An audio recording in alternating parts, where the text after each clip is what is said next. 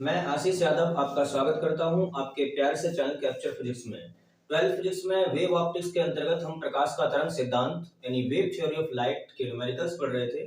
तो पिछले लेक्चर में हमने न्यूमेरिकल 7 तक कंप्लीट कर लिए हैं।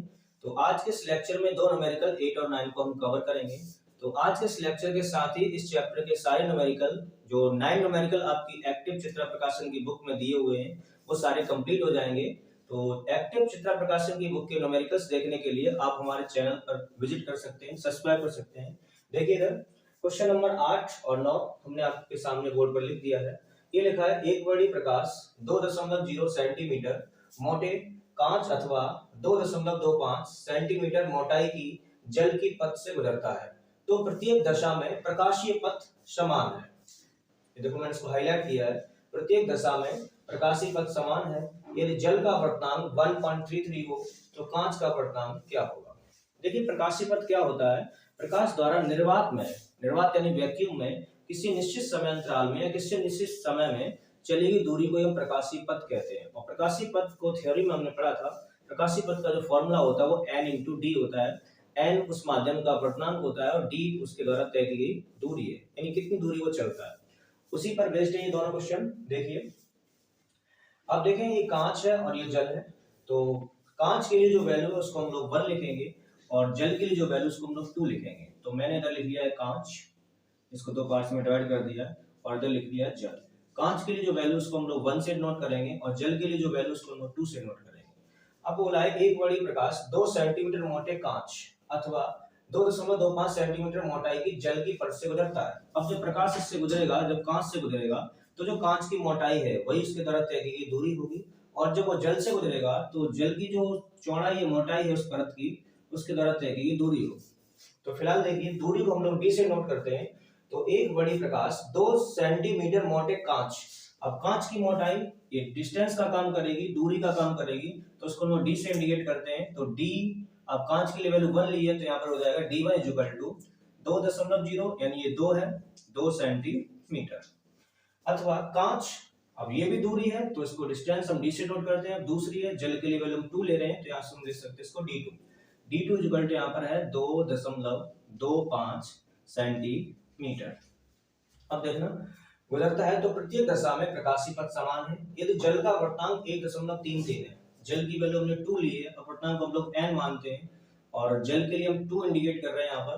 तो जल का अपवर्तनांक मुझे दिया है 1.33, तो कांच का अपवर्तनांक क्या होगा। अब अपवर्तनांक को हम लोग n मानते हैं, कांच के लिए वैल्यू हमने 1 ली है यानी n1 क्वेश्चन मार्क।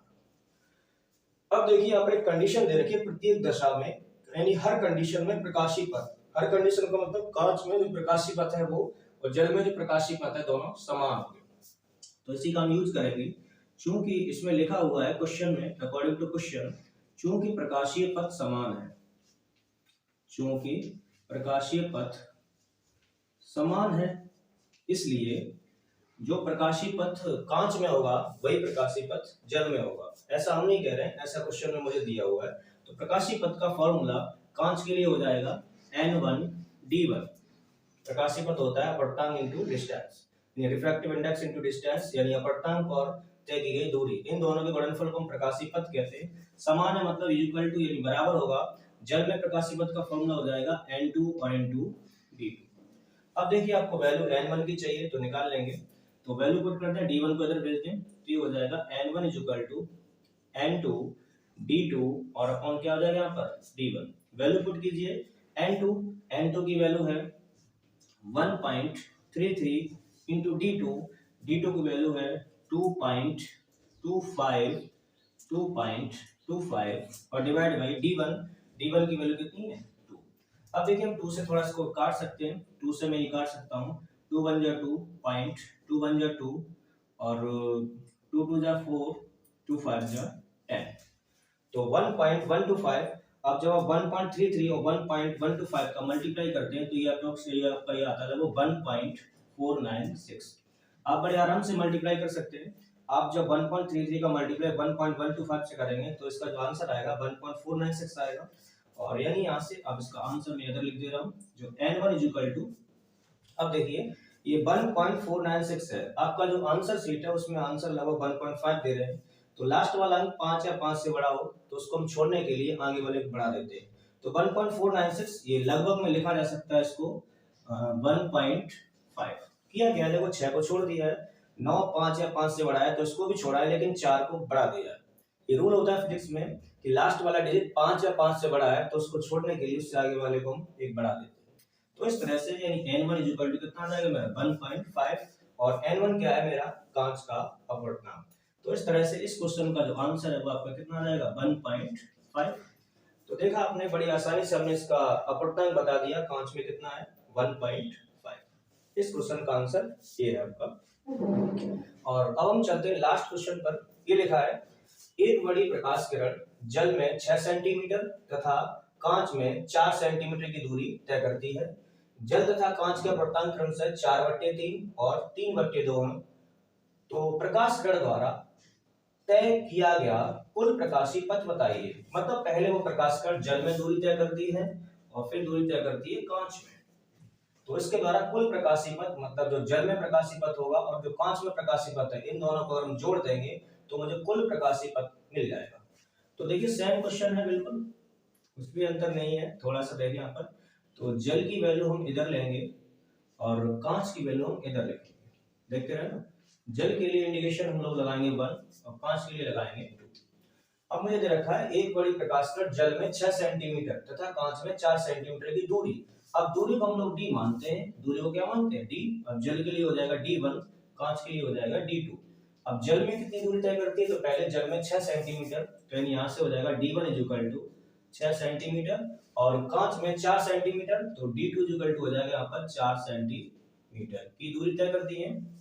तथा जल तथा कांच के अपवर्तनांक क्रमशः मतलब पहले जल का दिया होगा बाद में कांच का। तो जल का अपवर्तनांक दिया 4/3, अपवर्तनांक हम लोग n मानते हैं। जल के लिए हो जाएगा n1 और कांच के लिए हो जाएगा n2, दोनों की वैल्यू गिवन है। तो जल का अपवर्तनांक मुझे दिया है 4/3, अपवर्तनांक की कोई भी यूनिट नहीं होती है, और कांच का अपवर्तनांक मुझे दिया है 3/2। तो पूछा क्या है कुल प्रकाशीय पथ ज्ञात कीजिए।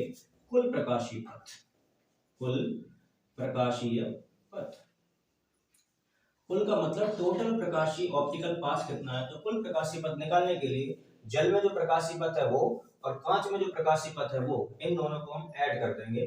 तो जल में प्रकाशीय पथ हो जाएगा मेरा n1 d1 और प्लस कांच में प्रकाशीय पथ कितना हो जाएगा n2 d2। वैल्यू रख के आंसर निकाल लेंगे हम इसका। n1 की वैल्यू है 4/3 और इंटू d1 की वैल्यू है 6 और प्लस n2 की वैल्यू है 3/2 इंटू d2 की वैल्यू है 4। आप देखिए हम बड़े आराम से इसको काट सकते हैं। 3 से काट दो 3 2 जा 6 और 2 से काट दो 2 2 जा 4। देखिए 4 2 जा 8 होते हैं और प्लस 3 2 जा 6 होते हैं। 8 और 6 को जब ऐड करेंगे तो ये आ जाएगा 14। अब ये प्रकाशीय पथ है, तो प्रकाशीय पथ का जो मात्रक होता है वो होता है आपका, यहाँ दूरी सेंटीमीटर में है तो इसका मात्रक क्या होगा सेंटीमीटर। तो इस तरह से हमने दोनों क्वेश्चन आपके सामने कर लिए हैं और अब मिलते हैं नेक्स्ट वीडियो में। तब तक के लिए नमस्कार।